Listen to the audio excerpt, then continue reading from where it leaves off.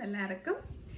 இன்னைக்கு நான் வெள்ளை புட்டுக்குள்ள எப்படி கத்திரிக்காய் உருளைக்கிழங்கு எல்லாம் பொரிச்சு மிக்ஸ் பண்றேன்னு சொல்லி காட்ட போறேன். நார்மலா நீங்க உருளைக்கிழங்கு கத்திரிக்காய்ன்னு சொன்னா தனித்தனியே தான் எல்லாரும் பொரிப்பீனா. இன்னைக்கு எல்லாம் ஒண்டா போட்டு எப்படி பொரிக்கிறதுன்னு சொல்லி காண்பிக்க போறேன் பாருங்க. நான் 2 உருளைக்கிழங்கு எடுத்திருக்கேன் பெருசு, ஒரு பெரிய கத்திரிக்காய், கொஞ்சம் வெங்காயம், பச்சை மிளகாய், கருவேப்பிலை எல்லாத்தையும் இந்த பாத்திரத்துக்குள்ள ஆட் பண்ண போறேன். ஃபர்ஸ்ட்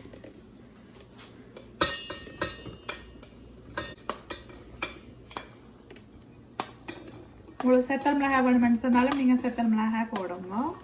நான் பச்சை மிளகாய் போட்டிருக்கிறேன். அதில் அப்படி இல்லையோ அவிச்ச மிளகாய் இருந்துச்சுன்னு சொன்னால் அதுவும் போட்டிங்கன்னு சொன்னாலும் டேஸ்டாக இருக்கும்.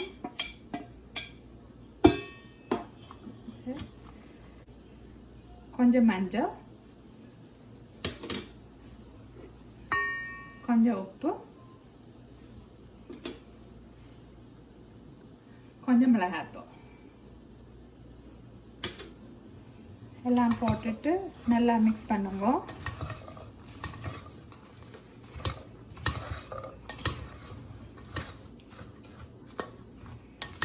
நல்லா மிக்ஸ் பண்ணிட்டுது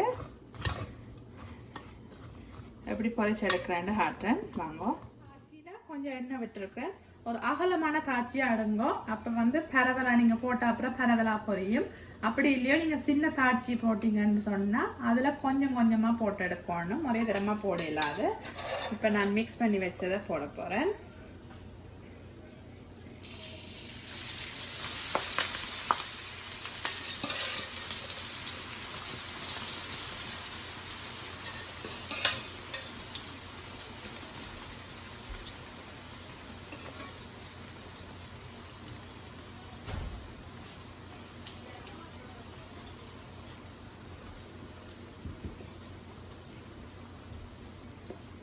நல்லா பொரிய விடுவேன். பாருங்க எப்படி கலகலா ரெண்டு சத்துடன் நல்லா பொரியுது. இது குயிக்காக பொரிஞ்சிடும். பாருங்க எல்லாம் பொரிஞ்சிருக்குது. இன்னும் ஒரு 5 மினிட்ஸ் விட்டுட்டு இறக்கிட்டு காட்டுறேன் உங்களுக்கு எப்படி இருக்குன்னு. வெள்ளை புட்டு அவிச்சு எடுத்துருக்கிறேன். நீங்கள் எந்த புட்டுண்டாலும் நீங்கள் சிவத்த புட்டுக்கும் போட்டு மிக்ஸ் பண்ணலாம், வெள்ளை புட்டுக்கும் போட்டு மிக்ஸ் பண்ணலாம். நான் இன்றைக்கு வெள்ளை புட்டு அவிச்சு எடுத்து வச்சுருக்கிறேன். இந்த அம்மாவுக்கு மிகவும் பிடிச்சது வெள்ளை புட்டு மிக்ஸ் அப்போ இன்றைக்கு நான் அவாக்காக தான் செய்ய போகிறேன். இதை இப்போ பொரிச்சு எடுத்ததை அதுக்கு மிக்ஸ் பண்ணுவேன். நான் இன்றைக்கு மரக்கறியாக போட்டிருக்கிறேன். உங்களுக்கு வேணுமென்று சொன்னால் நீங்கள் சிக்கனும் போடலாம், இறாலும் போடலாம். என்ன மெச்சம் வேணுமென்று சொன்னாலும் இதோடையே மிக்ஸ் பண்ணி போட்டு பொரியுங்க. நல்லா பொரிஞ்சு வரும். தனித்தனியாக நீங்கள் பொரிக்கணும் இல்லை, போட்டுட்டு ஃபுல்லாக மிக்ஸ் பண்ணிடுங்க.